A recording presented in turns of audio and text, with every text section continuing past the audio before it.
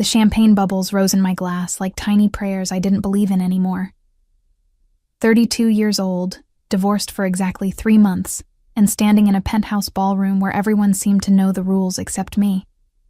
The New Year's Eve party hummed with the kind of effortless sophistication I'd tried to cultivate during my marriage to Gerald, that carefully curated veneer that never quite took. "Diana, you're doing it again," Charlotte murmured beside me, her silver dress catching the light from the crystal chandeliers overhead. "That face! What face?" I took another sip, the champagne tart against my tongue. "The one that says you'd rather be home with a book and a cat, except you don't have a cat because Gerald was allergic." Madeline appeared on my other side, her auburn hair swept up in an elaborate twist I could never manage. "We brought you here to have fun, remember? To celebrate freedom." Freedom. The word tasted strange, like something I'd ordered off a menu without checking the price first. 3 months since Gerald had signed the papers. 8 years since I'd walked down an aisle toward a man I thought I knew. 29 days since I'd moved into my own apartment with furniture that didn't match and dishes I'd bought at a discount store. "I am having fun," I protested weakly, gesturing with my glass toward the crowd of beautiful people doing beautiful things. "Look at me. I'm here. I'm wearing a dress that cost more than my car payment. I'm practically radiating joie de vivre." Charlotte snorted, a sound that would have horrified her corporate lawyer persona. "You're radiating. Please let this night end so I can go home and overthink my life choices." Different vibe. She wasn't wrong. The dress, a deep emerald silk that Madeline had insisted brought out my eyes, felt like a costume. Like I was playing at being the kind of woman who belonged at parties like this, in penthouses that overlooked the city like kingdoms waiting to be claimed. "Okay, intervention time." Madeline grabbed my champagne glass and handed it to a passing waiter, replacing it with something that looked considerably stronger. "You've spent 8 years being the perfect wife to a man who spent those same 8 years making you feel small. Tonight, you're going to do something reckless." "I don't do reckless," I said automatically, then winced at how prim I sounded. "I do sensible. I do well planned. I do boring," Charlotte finished, not unkindly. "You do boring, sweetie, which is why we're going to play a game." I eyed them both suspiciously. Charlotte and Madeline had been my friends since college, back when I'd been a different version of myself, one who laughed more easily and took chances without calculating the odds first. They'd watched Gerald slowly sand away those edges over 8 years of marriage, never saying anything but never quite hiding their relief when I'd finally left. "What kind of game?" I asked, already knowing I'd regret the question. Madeline's smile was pure mischief. "See that man over there, by the window?" I followed her gaze across the crowded room to where a figure stood in profile, surveying the party with the detached interest of someone watching a particularly dull documentary. Tall, broad-shouldered, dressed in a black suit that probably cost more than my entire wardrobe, he held himself with the kind of stillness that made everyone else seem frantic by comparison. "The one who looks like he's planning a murder?" I asked. "The one who looks like Sex in a Suit," Madeline corrected. Nikolai Reed. Made his fortune in import-export or real estate, or something equally vague and probably nefarious. Point is, he's gorgeous, he's powerful, and according to every woman who's tried, he's completely untouchable. Emphasis on tried, Charlotte added. Apparently he's turned down everyone from socialites to supermodels. Some people say he's asexual. Others say he's just impossibly selective. Either way, he's become something of a legend. I studied him more carefully. Mid-40s, if I had to guess, with dark hair silvering at the temples, and a face that was more interesting than handsome. All sharp angles and controlled strength. He hadn't moved from his position by the window, hadn't engaged with anyone around him, seemed content to exist in his own separate universe. "He looks miserable," I observed. He looks hot, Madeline countered. And here's your challenge. Kiss him. I choked on my drink. Excuse me? You heard me. Kiss the coldest man at the party.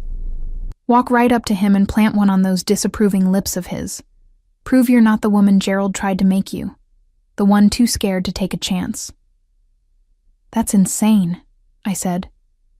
But even as I protested, something flickered in my chest. A small, reckless spark that Gerald had spent 8 years trying to extinguish. I can't just kiss a stranger. Why not? Charlotte challenged. It's New Year's Eve. People kiss strangers all the time. And you're newly single, newly free, and in desperate need of a story that doesn't involve crying into your wine while watching rom-coms. I don't cry into my wine, I muttered, even though I absolutely had, just last Tuesday. $100 says you won't do it, Madeline said, her eyes gleaming with challenge. 200 says she chickens out before she gets within 10 feet of him, Charlotte added. Something in me, the part that Gerald had tried to kill with criticism, disguised as concern and love measured in control, stirred to life. Maybe it was the champagne, or maybe it was 3 months of freedom finally starting to metabolize in my system. But I found myself straightening my shoulders and setting down my glass with more force than necessary. You're on, I heard myself say. Both of you. Their expressions shifted from amused to slightly alarmed. Wait, you're serious? Madeline asked. $300 total, right? That'll cover next month's electric bill and maybe a new pair of shoes. I smoothed down the emerald silk, took a deep breath, and started across the room before I could change my mind. My heart hammered against my ribs as I navigated through clusters of conversations, past couples already practicing their midnight kisses, around waiters carrying trays of champagne that suddenly seemed like very good ideas. With each step, my courage wavered. What was I doing? I didn't kiss strangers. I barely kissed my husband toward the end. Those perfunctory pecks that felt more like obligations than affection. But I was tired of being careful. Tired of being the woman who calculated every risk and still ended up alone in a discount furniture apartment. Tired of looking at myself in the mirror and seeing Gerald's disappointment reflected back. Nikolai Reed still hadn't moved, though his eyes tracked the room with unsettling precision. As I got closer, I realized he was even more imposing than he'd appeared from across the room. Easily 6'3", with a presence that seemed to create its own gravity.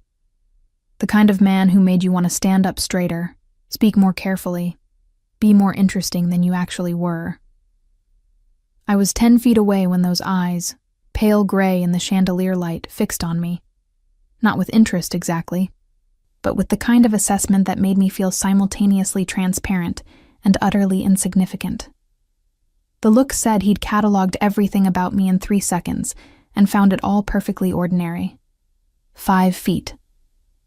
My steps didn't falter, but my brain was screaming at me to turn around, to laugh it off, to go collect my friends and leave before I made a complete fool of myself. But something else, something stubborn and reckless, and so unlike the Diana that Gerald had created, pushed me forward. 3 feet. He straightened slightly, that microscopic shift the only indication he'd registered my approach. His expression remained perfectly neutral, perfectly controlled, perfectly cold. Can I help you?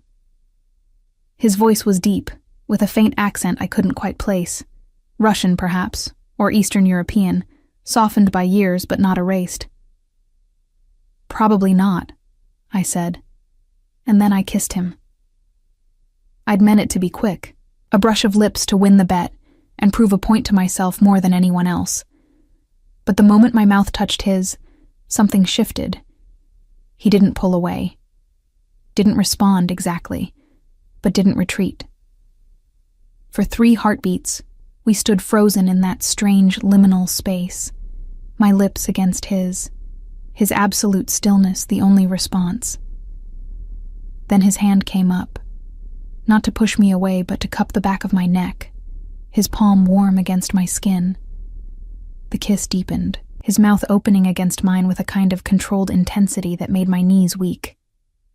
It wasn't gentle, wasn't tentative, was nothing like the careful kisses I'd exchanged with Gerald in our 8 years together. This was a claiming, a challenge, a conversation conducted entirely without words. When he finally pulled back, his expression had shifted from neutral to something more complex, a mix of surprise and calculation, and something darker I couldn't name. His hand remained at my neck, thumb brushing against my pulse point. "Interesting approach," he said, his voice lower now, rougher. "Do you make a habit of assaulting strangers at parties?" "Only the cold ones," I managed, my voice not quite steady. "I'm raising the temperature, one kiss at a time. It's a public service, really." The corner of his mouth twitched. Not quite a smile, but close. "And you chose me for this public service?"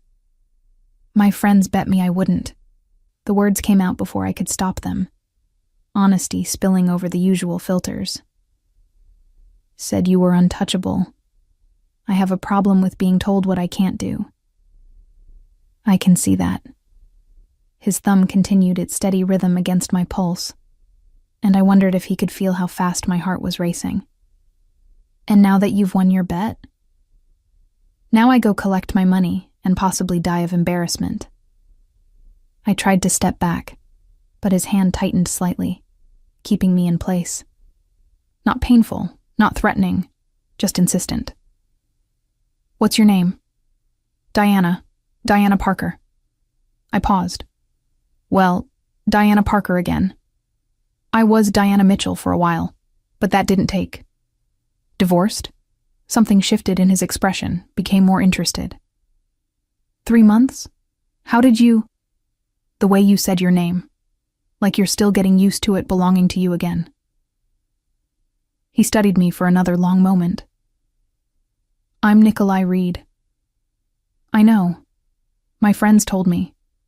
Import-export, or real estate, or something equally vague and possibly nefarious."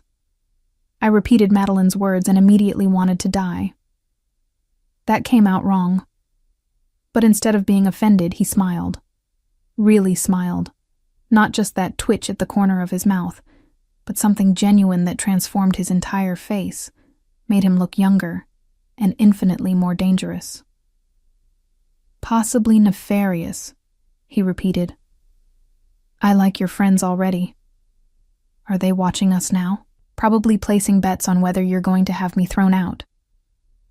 "I don't throw people out at parties," he said. "I have people for that. But you're safe, Diana Parker. At least for now." He released my neck finally, but his gaze remained fixed on mine. "Would you like a drink? Actual conversation? Or do you prefer to make your dramatic exit while you're ahead?"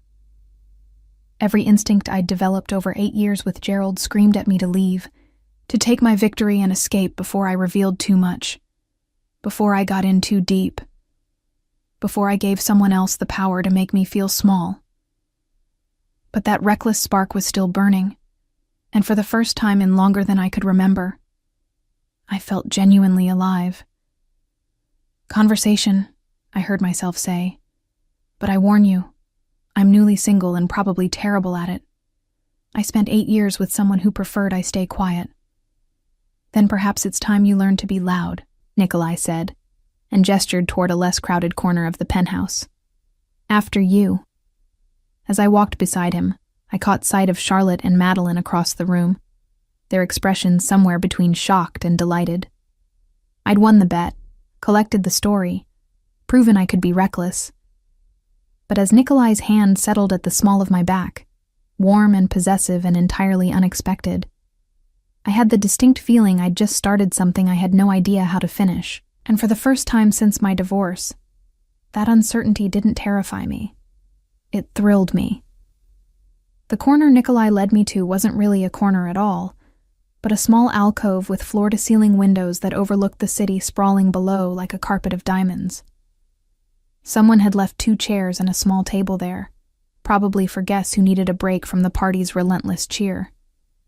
He gestured for me to sit, then claimed the chair opposite, arranging himself with that same economical grace I'd noticed earlier. "So," he said, after a waiter had materialized with fresh drinks, whiskey for him, champagne for me. "Tell me about the man who preferred you quiet." "That's a terrible conversation starter," I said, surprised into honesty. "Don't you know you're supposed to ask about my job or hobbies or what I think about the weather?" "I know what I'm supposed to do," he replied. "I'm asking what I want to know. The man who made you forget your own name. Tell me about him." There was something in his voice, in his absolute focus, that made prevarication feel pointless. Gerald had taught me to deflect, to smooth over uncomfortable truths with pleasant lies.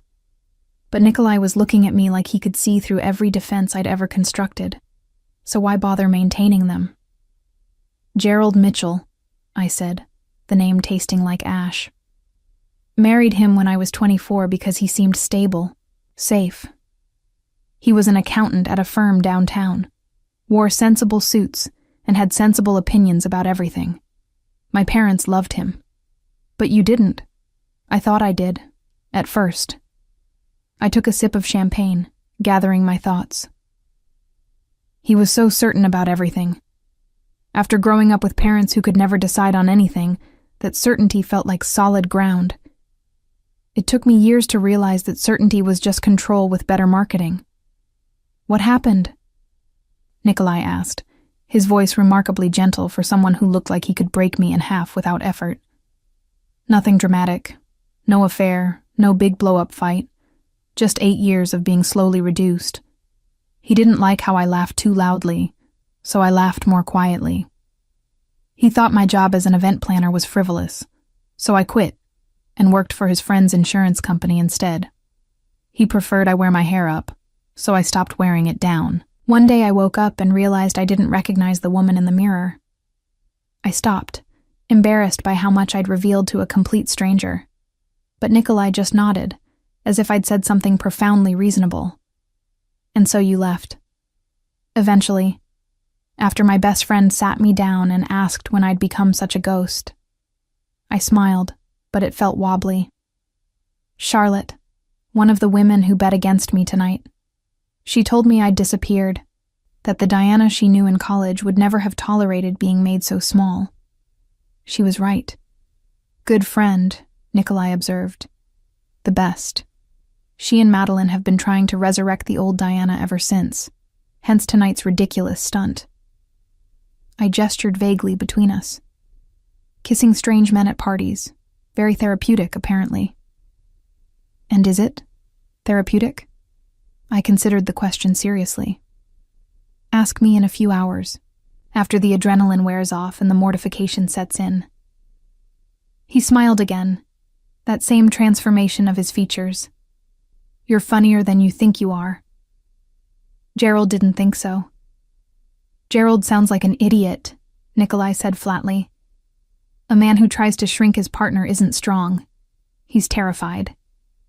The observation landed with unexpected weight. I'd spent so much time analyzing what I'd done wrong, how I'd failed to be enough, that I'd never considered that maybe Gerald's need to control had more to do with his own inadequacies than mine. "Your turn," I said, deflecting. "Tell me about your possibly nefarious business interests." "Import-export," he said, with a faint smile that suggested he was well aware of how suspicious that sounded. "I facilitate the movement of goods across international borders. Some legal, some in what you might call gray areas of legality." My eyes widened. "Are you actually admitting to crime? To a stranger you just met?" "I'm admitting to operating in spaces where the law is more suggestion than mandate," he clarified. "And you don't feel like a stranger, Diana Parker. You feel like someone I should have met years ago." The admission hung in the air between us, vulnerable and unexpected, from a man who seemed to calculate every word before speaking it. "Are you always this honest?" I asked. "Almost never. It's terrible for business." He took a sip of his whiskey, his gaze never leaving mine. "But something about you makes me want to skip the usual games. Maybe it's the way you kissed me without asking permission first. Heat crept up my neck. I should probably apologize for that. Please don't. It was the most interesting thing to happen to me in years. He leaned forward slightly. Tell me something else. Something true. Like what? Something Gerald wouldn't have wanted you to say. The question was a challenge, but also an invitation.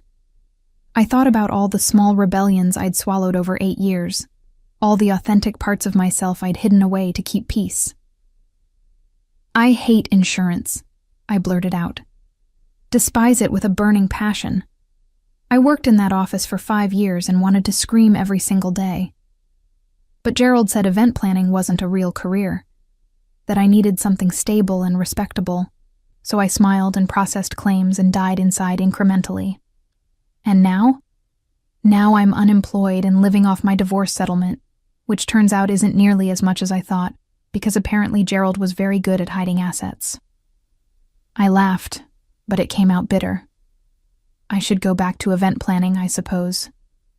Start over at 32 with nothing to show for a decade of my life except excellent knowledge of insurance policies. Or, Nikolai said slowly, you could do something entirely different, something dangerous. I don't do dangerous, I said automatically, then stopped. Well, except for tonight, apparently. But in general, I'm very risk-averse.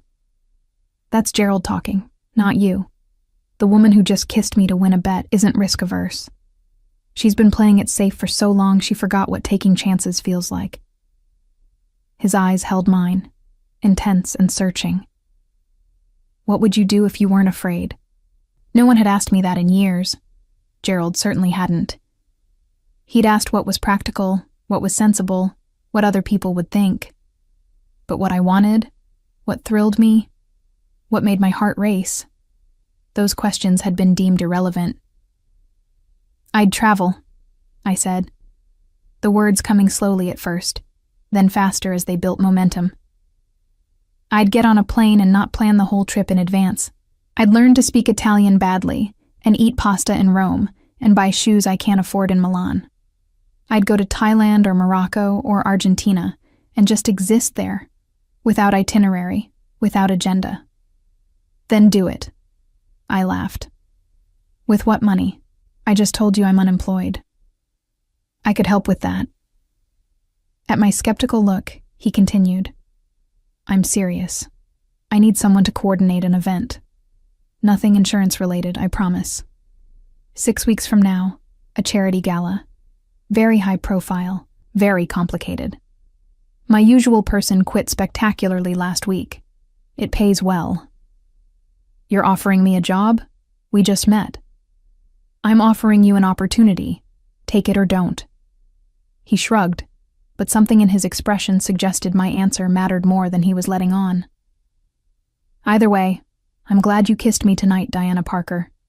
It's been a long time since anyone surprised me. Before I could respond, the lights dimmed, and the crowd began the countdown to midnight. Nikolai stood, offering his hand. Come. We should rejoin the party, or your friends will think I've abducted you. I took his hand, letting him pull me to my feet. We made our way back to the main room as everyone chanted the final seconds of the year. 10, 9, 8. Charlotte and Madeline materialized beside me, their eyes wide with questions I couldn't begin to answer. 3, 2, 1. Happy New Year. The room erupted in cheers, strangers kissing strangers, champagne corks popping like small explosions. Beside me, Nikolai turned, his expression unreadable. Happy New Year, Diana, he said quietly, and kissed me again. This time it was different, not the claiming of our first kiss, but something softer, more deliberate, like he was memorizing the feel of my mouth against his. When he pulled back, he pressed a business card into my palm. Think about the job, he murmured. Call me either way. Then he was gone, disappearing into the crowd with the same quiet efficiency he'd maintained all night, leaving me standing there with my friends and a business card and the distinct feeling that my life had just tilted on its axis. "Oh my God," Madeline breathed. "What just happened?" "I have no idea," I admitted, staring at the card. "Nikolai Reed, a phone number, nothing else." "He kissed you again," Charlotte said. "At midnight. That's not just a kiss, that's a statement." "A statement of what?" "Interest. Serious interest." Madeline grabbed my shoulders. "Diana Parker, you just caught the attention of the most notorious bachelor in the city. Do you have any idea what you've done?" "Won $300? I tried, but my voice shook slightly. "You've done a lot more than that," Charlotte said, something like concern crossing her face. "Nikolai Reed isn't just cold, Di. He's dangerous. People whisper about him, about what he's involved in, who he knows. Are you sure you want to get mixed up in whatever this is?" I looked at the card again, at the neat black letters of his name. Everything Charlotte said made sense. I should thank him for the drink and the conversation, and let this become nothing more than a story I told at parties. The safe choice, the sensible choice, the Gerald choice. "No," I said slowly. "I'm not sure. But for the first time in 8 years, I think I want to find out what happens if I'm not sure, and do it anyway." Charlotte and Madeline exchanged a look I couldn't quite read. Then Madeline grinned and raised her champagne glass. "To Diana Parker, newly divorced, newly reckless, and possibly newly insane. May this year be considerably more interesting than the last." We clinked glasses, and as the champagne bubbles danced on my tongue, I caught myself smiling. Really smiling, not the careful, controlled expression I'd perfected during my marriage, but something wide and genuine and terrified and exhilarated all at once. I had no idea what I was doing. No idea if calling Nikolai Reed was brilliant or catastrophic, if I was finally waking up or walking into a new kind of cage. But as I tucked his card into my purse and let my friends pull me into the celebration, I realized I didn't care. For the first time in as long as I could remember, I wanted to know what happened next. I waited 3 days before calling, which felt like a reasonable amount of time to not seem desperate, while also not seeming disinterested. Gerald would have made a spreadsheet about it, calculating optimal contact timing based on perceived social conventions and game theory. The thought made me pick up the phone and dial before I could second-guess myself further. Nikolai answered on the second ring. "Diana Parker." Not a question, a statement. He'd saved my number. How did you know it was me? Who else would hesitate for exactly 8 seconds before committing to the call? There was humor in his voice, warm and unexpected. "I've been waiting for you to find your courage." "That's presumptuous. Maybe I wasn't going to call at all." "But you did." I could hear the smile now. "So let's not pretend you were doing anything other than overthinking this for 3 days. Coffee? Is that how you conduct all your business negotiations? One-word propositions?" "This isn't business," he said. "Coffee. Today. 1 hour. There's a place called Meridian on 5th Street. Meet me there." He hung up before I could agree or refuse, which should have annoyed me but instead made me laugh. Gerald had never been that decisive about anything. Always hedging, always leaving himself escape routes. Nikolai just made declarations and expected the world to rearrange itself accordingly. I spent 45 minutes changing outfits, which was ridiculous for coffee. But every choice felt weighted with meaning. Too casual suggested I didn't care. Too formal suggested I cared too much. I finally settled on jeans and a soft gray sweater that Charlotte had once told me made my eyes look enormous, then immediately questioned that choice because who tries to make their eyes look enormous for coffee? "You're insane," I told my reflection. "This is coffee, with a possibly criminal businessman, about a job you probably don't want. Get a grip." My reflection looked back at me, nervous and excited and not quite steady, and for the first time since my divorce, I liked what I saw. Meridian turned out to be the kind of place that served coffee in handmade ceramic mugs and had poetry printed on the paper napkins. Nikolai was already there, sitting at a corner table with his back to the wall, a position that gave him clear sight lines to both the entrance and the service counter. I noticed that. Noticed how his eyes tracked my approach with that same intense focus, like I was the only thing in the room worth watching. "You came," he said, as I slid into the chair across from him. "You didn't give me much choice.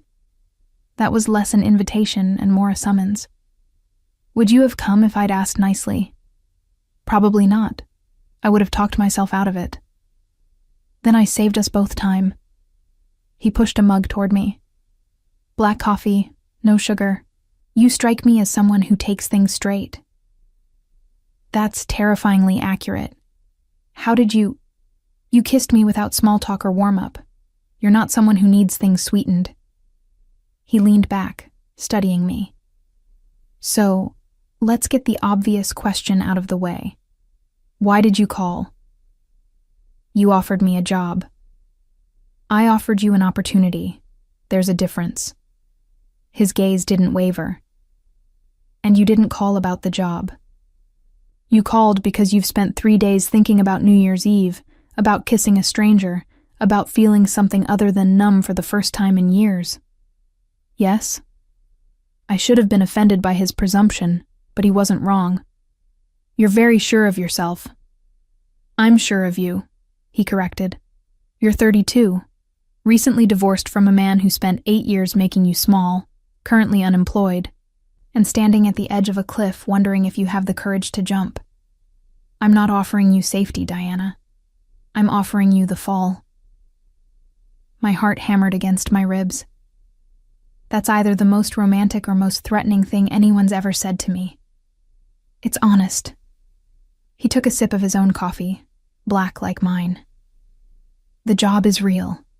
A charity gala, 6 weeks out, high-profile guests, complex logistics. My previous coordinator left in spectacular fashion, and I need someone competent to salvage the situation. But that's not really why we're here." "Then why are we here?" "Because I haven't stopped thinking about you. Because you're the first woman in years who's looked at me like I'm a man instead of a bank account or a trophy or a means to an end. Because when you kissed me, you weren't trying to gain something. You were trying to prove something to yourself." He paused. "And because I think you feel the same way." Silence stretched between us, heavy with things neither of us was quite ready to say. He was right. I had thought about New Year's Eve constantly, about the way his hand had felt at my neck, about how alive I'd felt standing in that alcove talking to a dangerous stranger. "I don't do this," I finally said. "I don't meet strange men for coffee. I don't kiss people I don't know. I'm not spontaneous or reckless or any of the things you seem to think I am." "You were those things once," Nikolai said quietly. "Before Gerald. You're just remembering how. And what makes you such an expert on who I was? Because I know what it's like to forget yourself. To spend so long being what others need that you lose track of what you want." Something vulnerable flickered across his face. There and gone so quickly I almost missed it. "I'm 41 years old, Diana. I've built an empire on being cold and calculating and impenetrable. And then you walked up to me at a party and kissed me. And for the first time in 20 years, I felt surprised. That's rare. That's valuable. That's worth pursuing." "This is crazy," I said, but I was smiling. "We don't know each other. You could be a serial killer for all I know. I could be, but I'm not." He reached across the table, his hand covering mine. "Take the job. Work with me for 6 weeks. Get to know me. Let me get to know you. If at the end you want to walk away, I won't stop you. But give us both the chance to see what this could be." I looked down at his hand on mine, at the way my smaller fingers disappeared beneath his palm. Everything about this was a terrible idea. Charlotte's warnings echoed in my head. My own instincts screamed caution. But something else, something that had been sleeping for 8 years, whispered yes. "I'll take the job," I heard myself say. "But that's all I'm committing to. The rest we'll see." "The rest we'll see," Nikolai agreed, but his smile suggested he considered that as good as a yes to everything. Over the next hour, he outlined the scope of the gala. 500 guests, silent auction, seated dinner, entertainment. The kind of event I'd planned dozens of times before, but with budgets I'd only dreamed about, and stakes that went far beyond making sure the centerpieces matched the invitations. "The guest list is complicated," Nikolai said, sliding a folder across the table. "Many of my associates prefer discretion. We'll need separate entrances, private security, careful seating arrangements to avoid conflicts." "Conflicts like what?" "Like businesses that compete with each other, family members who haven't spoken in years, law enforcement officials who'd rather not be photographed with certain other attendees." His expression remained neutral. "I told you my business operates in gray areas. This event exists in those same spaces." "Am I going to get arrested for organizing this?" "No, but you might see things that raise questions. I need to know you can be discreet." I thought about Gerald, about 8 years of keeping his secrets, smoothing over his mistakes, presenting a perfect facade to the world. I'd hated it then, hated how he'd made his problems mine. But this felt different. Nikolai wasn't asking me to make myself smaller to accommodate him. He was asking me to step into something larger, something complex and morally ambiguous, and entirely outside my safe, sensible life. "I can be discreet," I said. "Good." He stood, offering his hand. "Come, I'll show you the venue." The venue turned out to be a historic mansion on the outskirts of the city, the kind of place that appeared in architectural magazines and charged 5 figures just to walk through the door. As we toured the space, Nikolai's phone rang constantly. He'd answer in Russian, or what sounded like Italian, his tone shifting from charming to cold, to commanding, depending on the caller.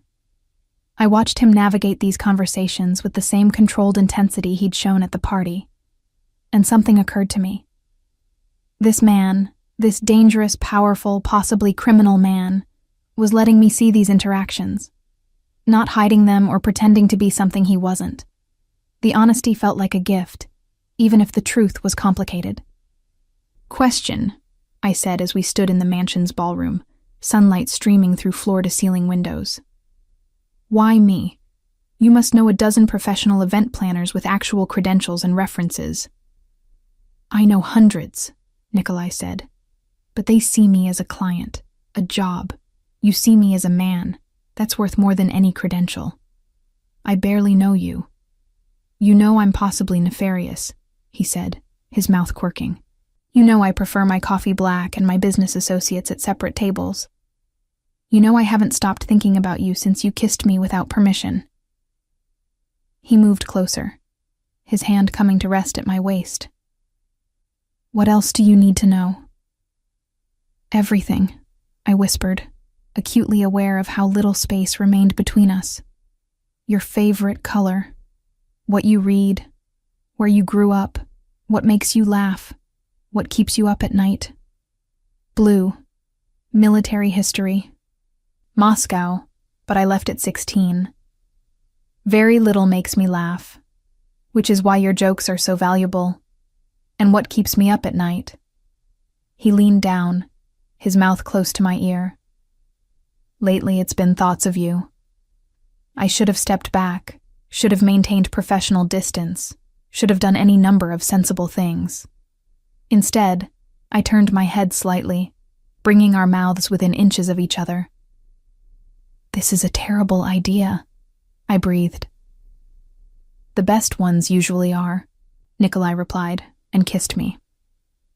This kiss was different from the ones at the party. Not performative, not to prove a point, but slow and deliberate and searching. His hands framed my face, thumbs brushing against my cheekbones, and I felt myself melting into him in a way I hadn't with anyone. Not even in the early days with Gerald, when I'd still thought love meant safety. This didn't feel safe. It felt like standing at the edge of something vast and unknowable, like the moment before a storm breaks, when the air goes electric and dangerous. And God help me. I wanted it. Wanted him. Wanted whatever chaos and complexity came with letting this stranger become something more. When we finally broke apart, both breathing harder, Nikolai rested his forehead against mine. "I should be more careful with you," he said quietly. "You deserve someone uncomplicated, someone safe." "I had safe," I replied. "It made me miserable. Maybe it's time to try dangerous." His smile was brilliant and slightly sad. "Then dangerous you shall have, starting with dinner, tonight. Somewhere we can talk properly. Dinner feels very date-like." "That's because it is a date," Nikolai said, already pulling out his phone to make arrangements. 7 o'clock. I'll send a car. I have a car. I can drive myself."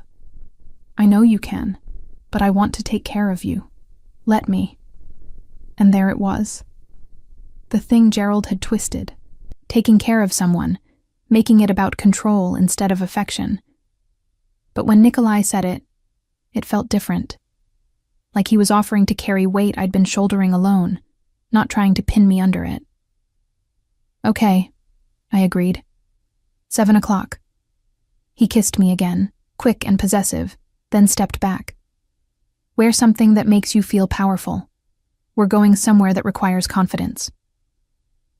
After he left, I stood alone in that vast ballroom, sunlight warming my skin, and wondered what the hell I'd just gotten myself into.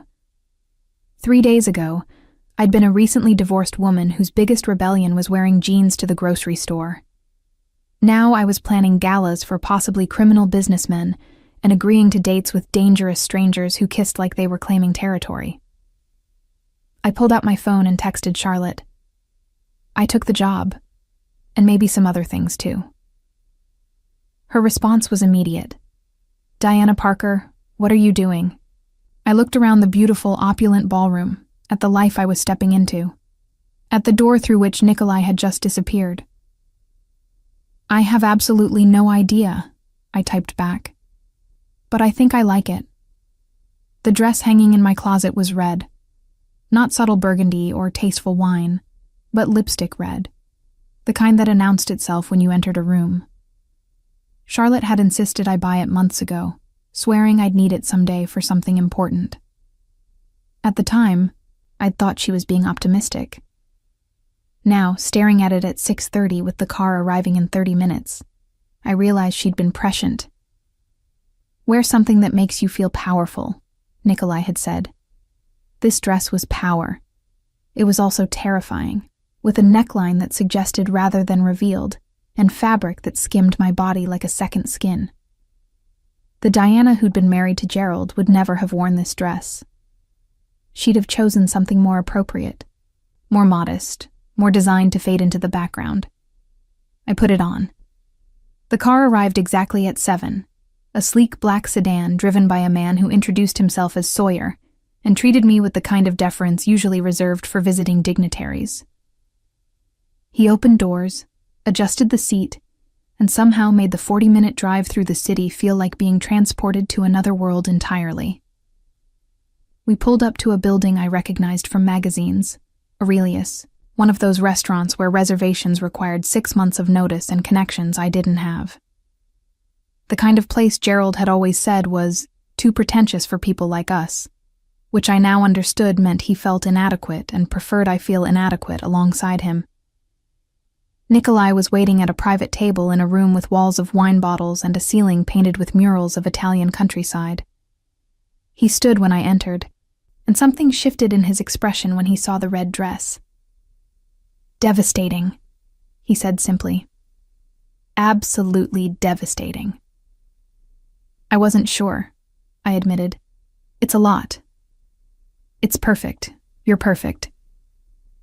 He held my chair, his hand lingering briefly on my shoulder before he took his own seat across from me. How was the drive? Unnecessary and extravagant, I said. I really could have driven myself. But then I wouldn't have been able to make sure you arrived safely, and I wouldn't have had an excuse to show off. His smile was self-aware, almost sheepish. I'm not used to wanting to impress people. It makes me do ridiculous things like sending cars and securing impossible reservations. A waiter appeared with a wine list that looked like an ancient manuscript. Nikolai ordered in flawless Italian, something I'd never heard before, but that made my stomach flutter pleasantly. When the waiter left, I leaned forward. Okay, I need to know things. Real things. You said you left Moscow at 16. Why? Straight to the heart of it, he observed. No small talk, no weather commentary. We're past small talk. You kissed me in a ballroom this afternoon. That pretty much obliterates the need for discussing weather patterns. He laughed, a genuine sound that transformed his entire face.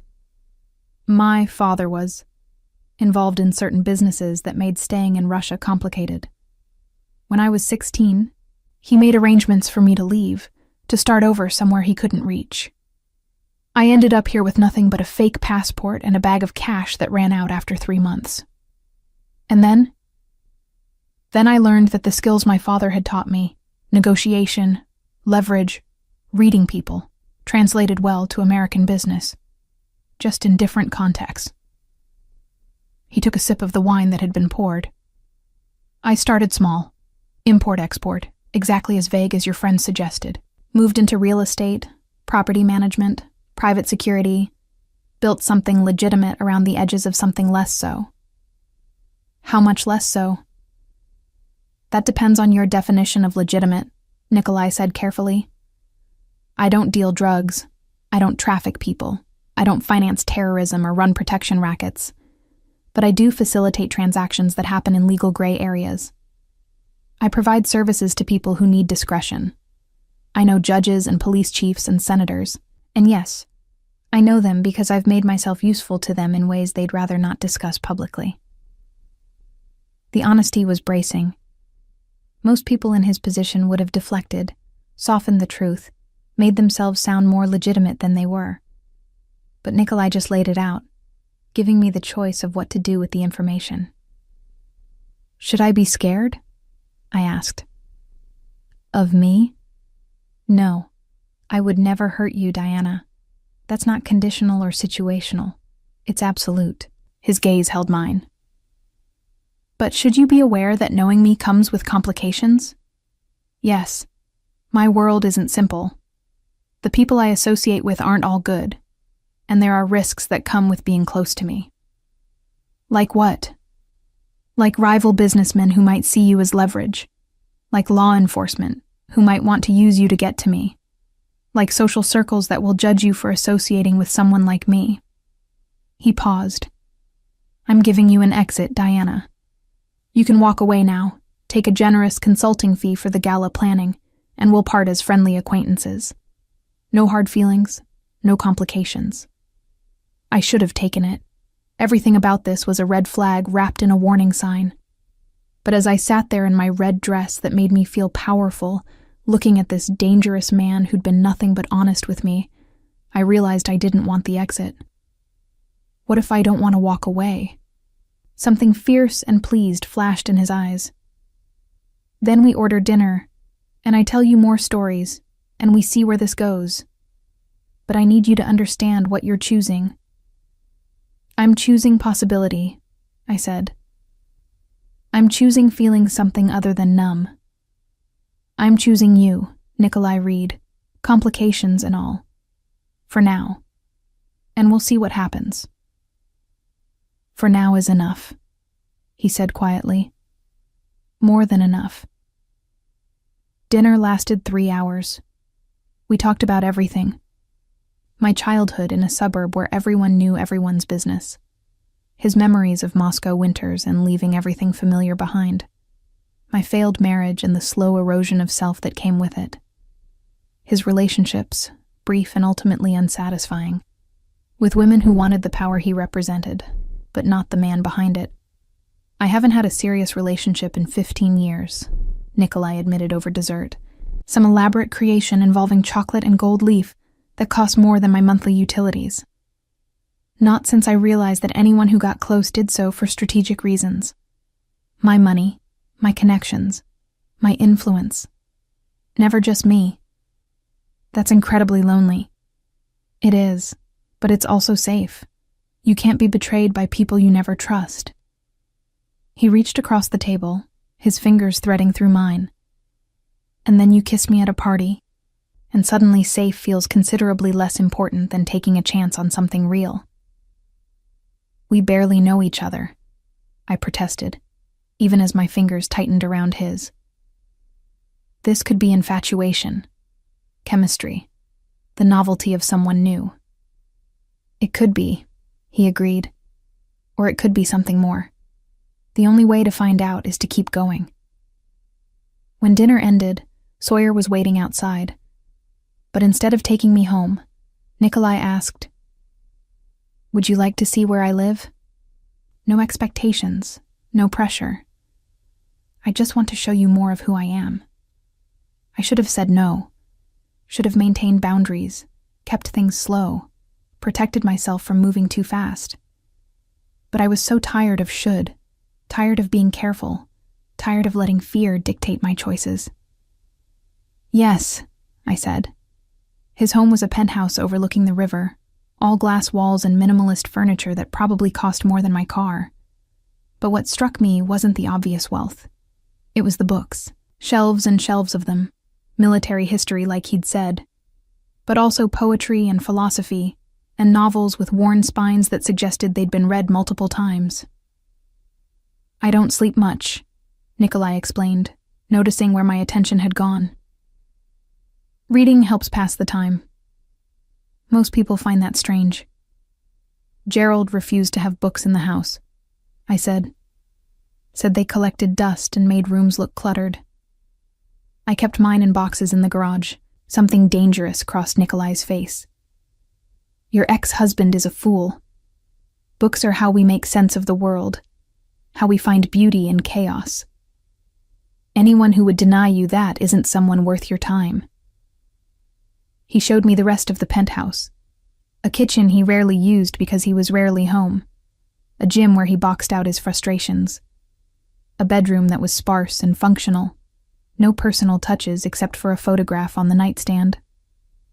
A woman I didn't recognize, older, with kind eyes. "My mother," he said when he saw me looking.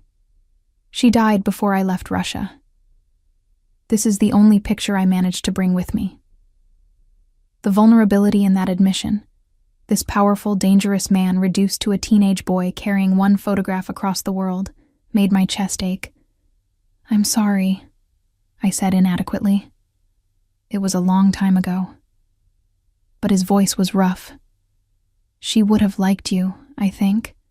You have her same stubborn streak, her refusal to be diminished."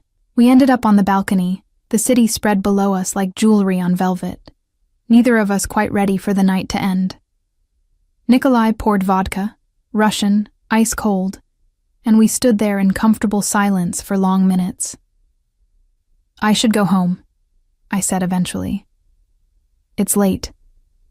"You should," Nikolai agreed, but made no move to call Sawyer. "Diana, I need to tell you something. Something important." Dread coiled in my stomach. "What?" "I'm not good at this. At relationships, at emotional intimacy. At any of the things that make connections work. I'm going to disappoint you. I'm going to be absent when you need me present. Cold when you need warmth. Closed off when you need vulnerability.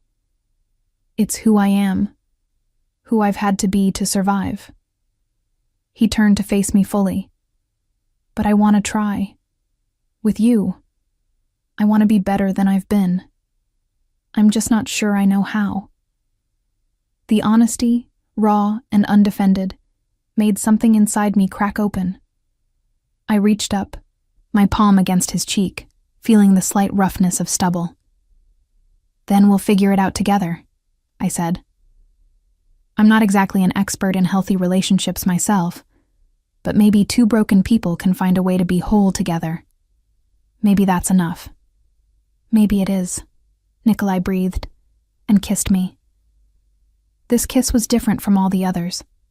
Not performative or exploratory or searching, but claiming. His hands slid into my hair, anchoring me to him, and I pressed closer, feeling the solid warmth of him through the thin fabric of my red dress. When his mouth moved to my neck, I gasped, tilting my head to give him better access. "Stay," he murmured against my skin. "Please, just to sleep. I just want you here." Every instinct I'd developed over 8 years with Gerald screamed warnings. Moving too fast, getting too close, losing myself in someone else's gravity. But this didn't feel like losing myself. It felt like finding parts of me I'd forgotten existed. "Okay," I whispered. "I'll stay."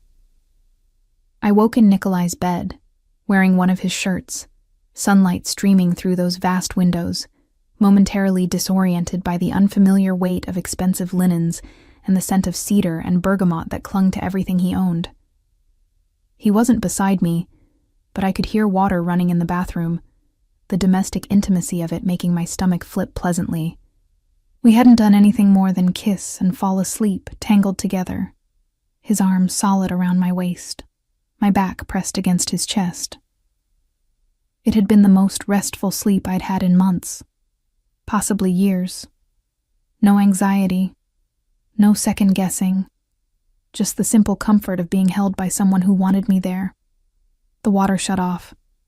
Nikolai emerged from the bathroom wearing only a towel slung low on his hips, water droplets still clinging to his shoulders. I tried very hard not to stare at the precise architecture of his body, the defined muscles that suggested he spent serious time in that gym, the faint scars that interrupted otherwise smooth skin. "Good morning," he said, his voice still rough with sleep. "Coffee? Please." I sat up, suddenly self-conscious in his shirt. I should probably go home, get changed. My friends are going to have questions. Probably. He didn't sound concerned as he pulled on jeans and a t-shirt, moving with unself-conscious ease. But first, coffee and breakfast. I had groceries delivered an hour ago. You had groceries delivered? I told you I don't cook, but I had my assistant arrange for ingredients and very detailed instructions. I'm told I can make edible scrambled eggs if I follow directions exactly. His smile was self-deprecating. I want to take care of you, Diana, even if that means learning to use my own kitchen. Something in my chest softened dangerously. Gerald had never learned to cook in 8 years of marriage, had considered it my job to feed us both. But here was Nikolai Reed, possibly criminal businessman, admitting he'd had ingredients delivered and instructions printed so he could make me breakfast. "Okay," I said. "Coffee and eggs, but I'm supervising. Those instructions might be optimistic about your abilities." We ended up standing side by side in his pristine kitchen, me reading instructions aloud while he wielded a spatula with intense concentration, usually reserved for international negotiations. The eggs turned out slightly rubbery but edible, and the coffee was perfect, strong, and black, the way we both preferred it. "This is nice," I said, surprising myself with the admission. "Domestic. Too domestic?" There was uncertainty in his voice. "I don't want to presume things, Diana. We've known each other less than a week. 5 days," I corrected. "But it feels longer somehow, like I've known you in another life, or something equally ridiculous." "Not ridiculous." He set down his fork, reaching across to take my hand. "I feel the same way, like I've been waiting for you without realizing it." Before I could respond, his phone rang. He glanced at it, and something in his expression shuddered. "I need to take this. Business. Give me 5 minutes?" He disappeared into his study, and I heard the low murmur of Russian through the door. I cleaned up breakfast, trying not to feel like I was intruding on his space, trying not to notice how easily I'd fallen into this pattern of casual intimacy with someone who remained, in many ways, a stranger. When he emerged 10 minutes later, the warmth from earlier had been replaced by something harder, more remote. The businessman instead of the man who'd burned eggs trying to impress me. "Problem?" I asked. "Nothing I can't handle. But I need to go take care of something." He crossed to me, his hands framing my face. "Sawyer will take you home. Are you free tonight? I'd like to see you again." I think I could probably arrange that. Good. He kissed me, thorough and possessive, then stepped back. "I'm going to disappoint you, Diana. Probably sooner rather than later. Just remember that when I do, it's because I'm broken in ways I'm still learning to articulate, not because you're not enough." The preemptive apology should have worried me more than it did. But I just nodded, kissed him again, and let Sawyer drive me home. The next 3 weeks blurred together in a pattern of work and stolen time. I threw myself into planning the gala, coordinating with vendors and security, and the impossibly complicated guest list Nikolai had provided. During the day, I was all business, professional, and competent, proving I deserved the absurd amount of money he was paying me. At night, I was something else entirely. We had dinner most evenings, sometimes at restaurants so exclusive they didn't have signs, sometimes in his penthouse with takeout containers and documentaries about Russian history. We talked about everything and nothing. He told me about building his empire, about the compromises he'd made and the lines he'd refused to cross. I told him about my marriage, about the slow suffocation of being loved wrong, about remembering who I used to be before Gerald. And we learned each other. I learned he took his coffee scalding hot, but couldn't handle spicy food. That he boxed when stressed, and read poetry when he couldn't sleep. That he had a scar on his shoulder from a knife fight at 17, and another on his ribs from a car accident at 25. That he spoke 5 languages, but still thought in Russian when he was tired. He learned I talked too much when nervous and went silent when truly upset. That I organized my books by color instead of author and had strong opinions about the proper way to fold towels. That I cried at commercials with dogs but stayed dry-eyed through actual sad movies. That I'd wanted to be a writer once, but had let Gerald convince me it was impractical. "You should write," Nikolai said one night as we lay tangled in his bed. Properly this time, my head on his chest, his fingers tracing idle patterns on my back. "You have stories. Tell them." "It's too late. I'm 32. I was 30 when I made my first million. 35 when I realized I'd built something that mattered. It's never too late to become who you were supposed to be, but even as things deepened between us, I noticed the absences. The phone calls he'd take in another room.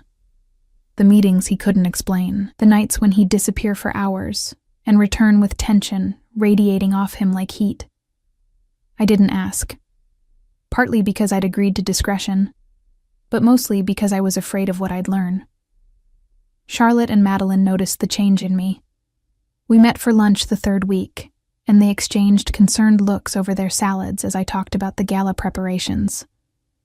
"You're glowing," Madeline said carefully, in a scary way, like you're either deliriously happy or in complete denial about something terrible. "Maybe both," I admitted. "Is that possible?" "With Nikolai Reed?" Charlotte set down her fork. "Diana, we need to talk about this, about him.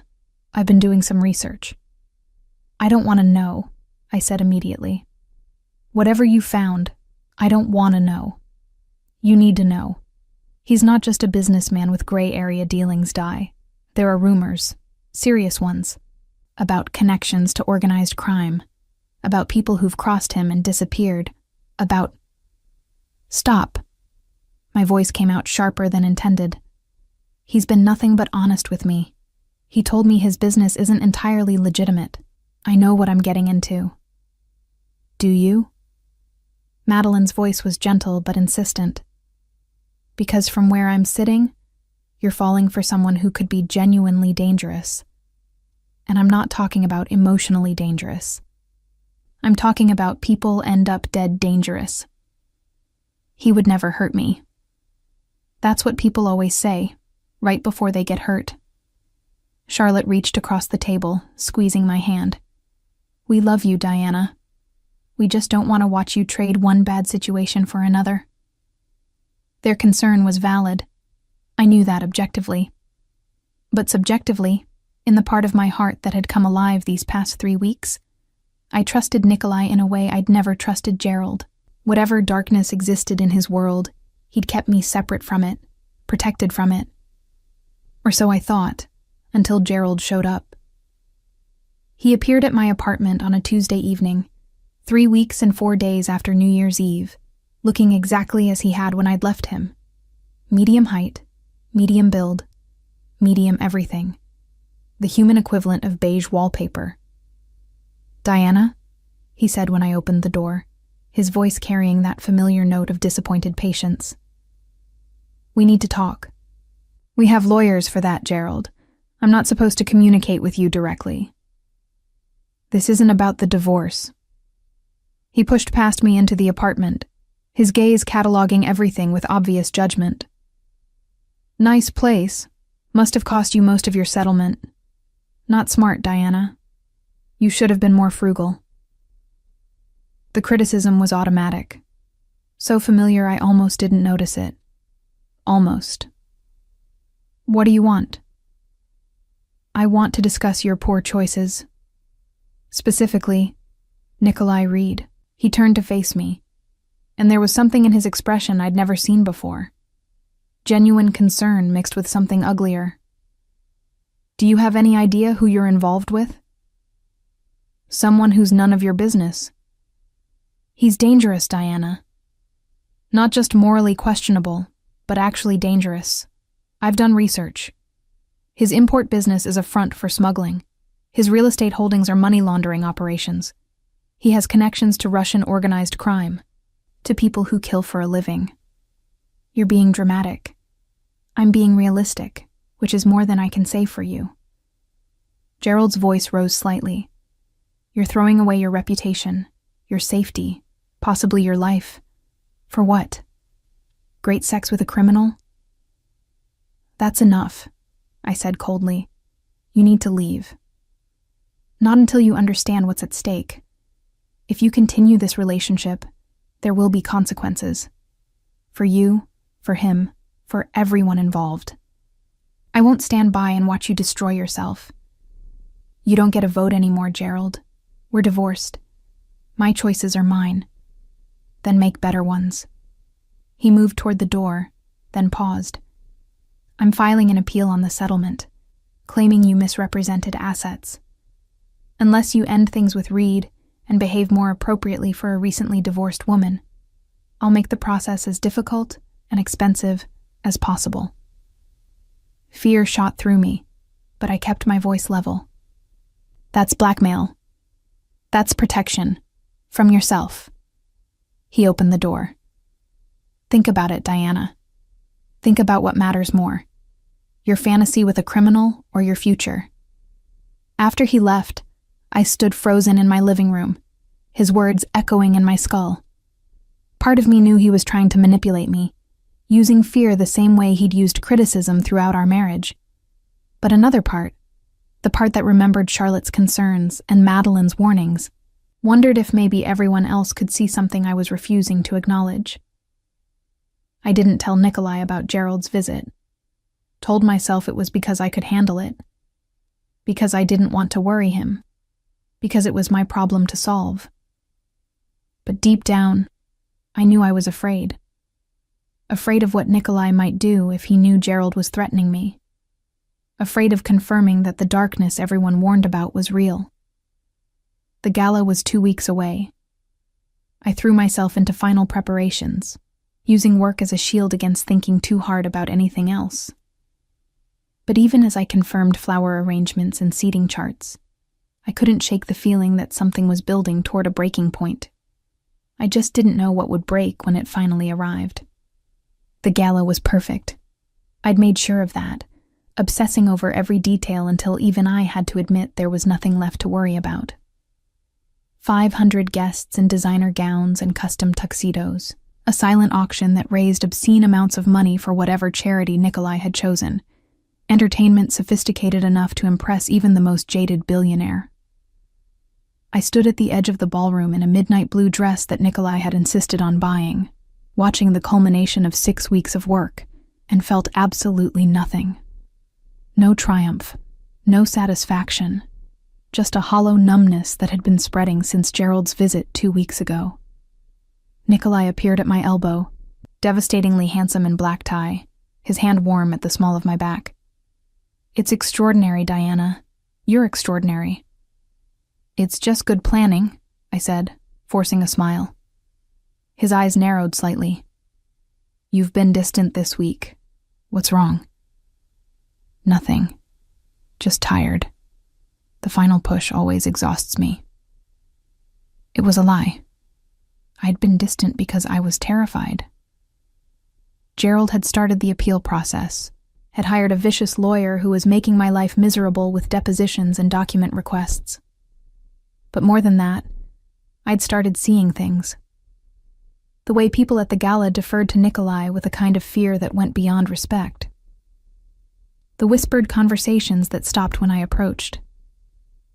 The man Sawyer had escorted out earlier, his face bruised, walking like he'd been broken in precise, deliberate ways. "Diana." Nikolai turned me to face him fully. "Talk to me. Whatever it is, we can fix it." "Can we?" The words came out sharper than intended. "Can you fix everything, Nikolai? Including the fact that everyone here is terrified of you? Including whatever happened to that man earlier? Including Ms. Parker?" A woman's voice interrupted. I turned to find Gerald's lawyer, a shark in pearls, smiling with too many teeth. "Wonderful event. I'm Helen Morris. I've been trying to reach you about your deposition next week." Nikolai's expression went very still. "Deposition?" "For Ms. Parker's divorce proceedings. Her ex-husband is appealing the settlement. We have some questions about her current financial situation and living arrangements." Helen's smile widened. "I'm sure you understand how important full disclosure is in these matters." "Get away from her," Nikolai said, his voice soft and absolutely terrifying. "Now." Helen paled but held her ground. "Ms. Parker, the deposition is mandatory. Friday at 9, my office." She pressed a card into my hand and fled. Nikolai turned to me, and I saw the exact moment he understood. "Your ex-husband is threatening you. How long has this been going on?" 2 weeks. It's not important." "Not important?" His voice rose slightly, enough that nearby guests turned to look. He pulled me toward a private alcove, away from curious eyes. "Someone is blackmailing you, using our relationship as leverage, and you didn't think to mention it?" "I can handle Gerald." "Clearly you can't, or we wouldn't be having this conversation." Anger crackled off him like electricity. "What exactly has he threatened?" "It doesn't matter. I'll figure it out." "It matters to me. Tell me what he said, Diana. All of it." The combination of anger and genuine concern in his voice broke something inside me. "He said you're dangerous, that your business is a front for smuggling and money laundering, that you have connections to Russian organized crime, that people who cross you disappear. He said if I didn't end things with you, he'd make the divorce appeal as difficult and expensive as possible." Silence fell between us, heavy with things neither of us had said before. "Is he right?" I whispered. "About you? About what you do?" Nikolai's jaw tightened. "Some of it. Not all. My business exists in spaces between legal and illegal, Diana. You knew that. But I'm not a monster. I don't hurt innocent people. I don't kill for sport or profit. I protect what's mine and eliminate threats to my interests. That's all." "That's all?"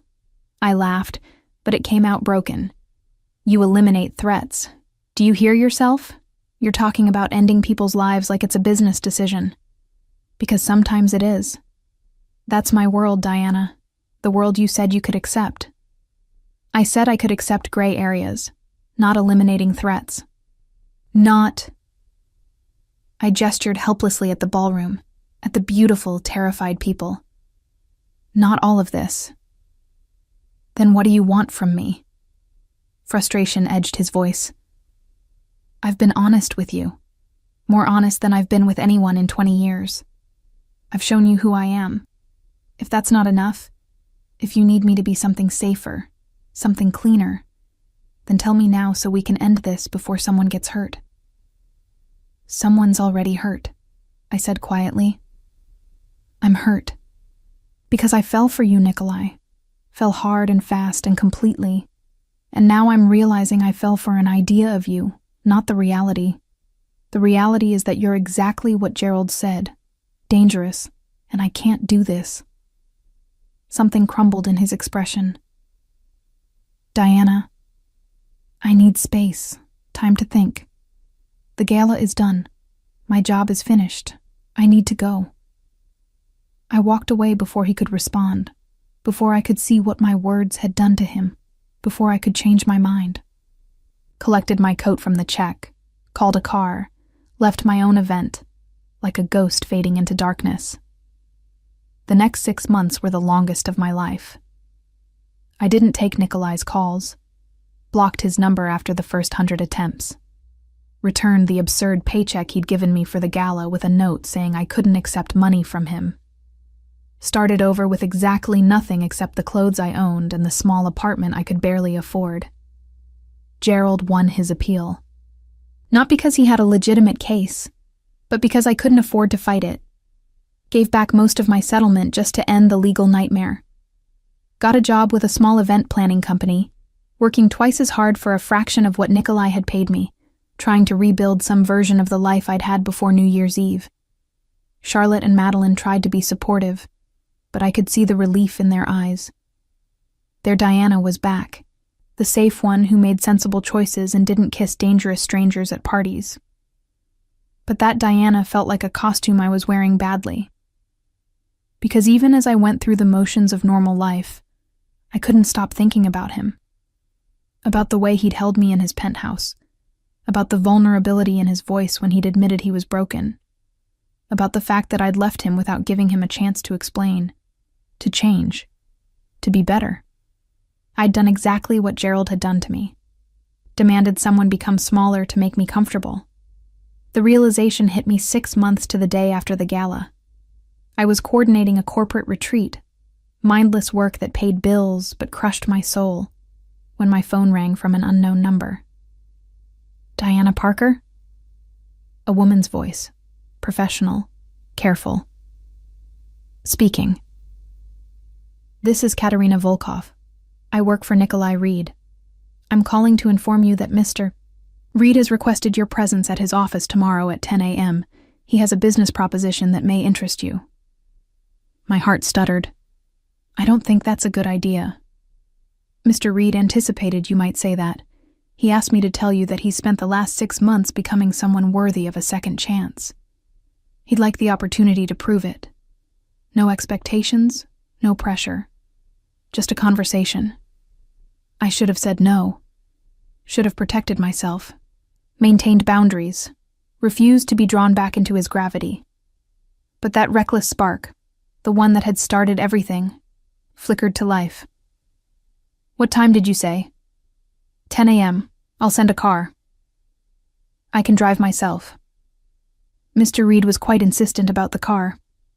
There was a smile in her voice. He said you'd argue, but to send it anyway. Despite everything, I laughed. Fine. 10 a.m. The car arrived at 9:30, giving me no time to change my mind. Sawyer was driving, his familiar face a comfort in the chaos of my nerves. We drove not to Nikolai's office but to the waterfront, to a building under construction that hadn't existed 6 months ago. Nikolai was waiting at the entrance, and my breath caught at the sight of him. Older somehow. Lines around his eyes I didn't remember, but also lighter, like he'd set down weight he'd been carrying. "Diana," he said, my name rough in his mouth. "Thank you for coming. Your assistant was very persuasive. I hired Katerina specifically because she's more diplomatic than I am. Come, let me show you what I've built." He led me through the construction site, explaining as we walked. This building would house his new venture, Reed Import Solutions, legitimate import-export, focusing on ethical sourcing and transparent supply chains. The floors above would be luxury apartments, the revenue funding a nonprofit that provided job training for formerly incarcerated individuals. "I spent 6 months dismantling everything questionable in my empire," Nikolai said as we stood in what would eventually be his office, windows overlooking the river. "Sold off the properties that were money laundering fronts, ended partnerships with anyone involved in organized crime. Used my connections not to facilitate gray market deals, but to help people transition into legitimate business." "Why?" I whispered. "Because you were right, about all of it." He turned to face me fully. "I was dangerous. I did eliminate threats. I existed in a world where violence was an acceptable solution, and you deserved better. So I became better. You can't just change who you are in 6 months. I didn't change who I am. I changed what I do with who I am. The skills that made me successful in the shadows work just as well in the light. The connections I made with criminals translate to connections with reformers. The same intensity I brought to building an empire I now bring to rebuilding myself." He stepped closer. "I'm not innocent, Diana. I can't erase my past. But I can choose my future. And I choose you. If you'll have me." Tears burned behind my eyes. "You did all this for me?" "I did it for us. For the possibility of us. Because 6 months ago, you kissed me at a party and made me want to be worth your attention. Because you saw something in me that I'd forgotten existed. Because you're the only person who's ever made me want to be better, instead of just more powerful." "I'm sorry," I said, the words tumbling out. "For leaving without giving you a chance to explain. For demanding you change without offering to meet you halfway. For being so scared of getting hurt that I hurt you first. You had every right to be scared. I gave you plenty of reasons." He reached out, his hand cupping my cheek with heartbreaking gentleness. "But if you're willing to try again, I promise I'll spend every day earning your trust. Not with money or power, but with honesty. With showing you who I am now, who I want to be." I leaned into his touch, feeling the familiar spark that had started everything. "What about Gerald? His threats?" "Dealt with." Nikolai's smile was sharp. "Legally, ethically, but permanently. He won't bother you again. And before you ask, no, I didn't hurt him. I simply made it clear that harassing you would have consequences he couldn't afford. You can't just threaten my ex-husband. I didn't threaten him.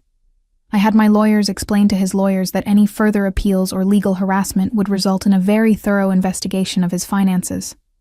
Turns out Gerald has been hiding income for years. Amazing what a good forensic accountant can find." His expression softened. "I protected you, Diana, within the boundaries of the law, because that's what you do for people you love." The word hung between us, naked and vulnerable. "You love me?" Desperately, completely, in ways that terrify me because I've never felt this before. His thumb brushed against my cheekbone. "I love you, Diana Parker. I've loved you since you kissed me without permission, since you challenged me in that restaurant, since you wore that red dress and looked at me like I was worth knowing. I love you." "I love you too," I whispered. "Even when I was angry, even when I was scared, I loved you. I never stopped." He kissed me then, and it felt like coming home.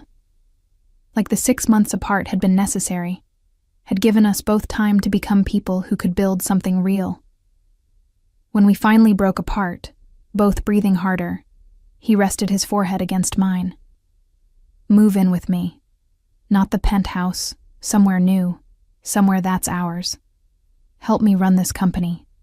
Use your skills for something that matters. Build a life with me, Diana. A real one, complicated and messy and entirely ours. Every sensible instinct I possessed screamed warnings. This was too fast, too much, too risky. But I was done being sensible, done protecting myself from possibility. Yes, I said. To all of it. Yes. 5 years later, I stood in a different ballroom, at a different gala, wearing a different dress. 38 years old, confident in ways I'd never been in my 20s, watching as Nikolai moved through the crowd with easy authority. He was 47 now, silver threading more obviously through his dark hair, lines deeper around his eyes when he smiled. He was also the most respected businessman in the city. Reed Import Solutions had become a model for ethical commerce. His nonprofit had helped hundreds of formerly incarcerated people find meaningful work. He sat on charitable boards, advised politicians, had become someone people looked to for leadership instead of fearing. But when he found me at the edge of the room, when his hand settled at the small of my back with familiar possessiveness, he was just Nikolai. The man who'd learned to cook for me, who read my terrible first drafts and insisted they were brilliant, who'd proposed 3 times before I finally said yes because I was superstitious about the number 3. Happy anniversary, he murmured against my temple. 6 years since I first saw you in red. 6 years since I won a bet and started a revolution, I corrected. Our revolution. He turned me to face him, unconcerned with the crowd watching. Dance with me. Here? Now? We're supposed to be hosting. We can host while dancing. Come. He pulled me onto the floor, into his arms, moving with practiced ease. Do you remember what you said that first night?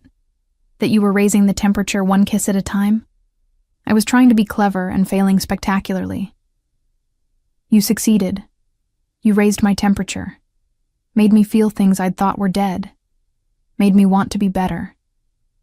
He smiled, the real one that transformed his face. You saved me, Diana Parker. Every day, you save me. We saved each other, I corrected. You taught me to be brave, to take chances, to believe I deserved more than small, safe lives. And look what we built. He gestured to the ballroom, to the people dancing and laughing and celebrating. An empire of light instead of shadow. Together. Together, I agreed, and kissed him in the middle of the dance floor. Later, as we stood on the balcony watching the city lights, he pulled something from his pocket. A small velvet box I recognized from a conversation years ago. I bought this the day you agreed to move in with me, he said, opening it to reveal a ring. Not the engagement ring I wore, but something different. A wide band with an inscription inside. I've been waiting for the right moment to give it to you. I read the inscription, my throat tightening with emotion. For Diana, who kissed me into existence. Because that's what you did. Before you, I was just surviving. Going through motions, playing roles, existing without living. You kissed me that night and woke something I'd buried so deep I'd forgotten it was there. You made me real, Diana. You make me real every day. I slid the ring onto my finger, next to my engagement band and wedding ring, a third promise to add to the others. I love you, I said simply. My dangerous man who learned to be safe. My empire builder who chose light. I love you, he replied. My reckless woman who kissed strangers and changed everything. My revolution. We stood there as the city glittered below. Two people who'd taken impossible chances and built impossible lives. The bet I'd won that New Year's Eve had cost me $300 and earned me a kingdom. Not the kingdom of Nikolai's wealth or power, but something more valuable. A partnership. A love that had survived distance and doubt and the hard work of becoming better people. I'd bet I could kiss the coldest man at the party. I'd won that bet. But I'd gained something infinitely more precious. I'd gained the warmth that came after, the heat of a love built on honesty and transformation, and the radical choice to be vulnerable with someone worth the risk. And as Nikolai pulled me closer, his warmth solid against the cool night air, I knew with absolute certainty that no bet I'd ever win would matter as much as this one I'd already won. The bet on us, on possibility, on love powerful enough to transform darkness into light.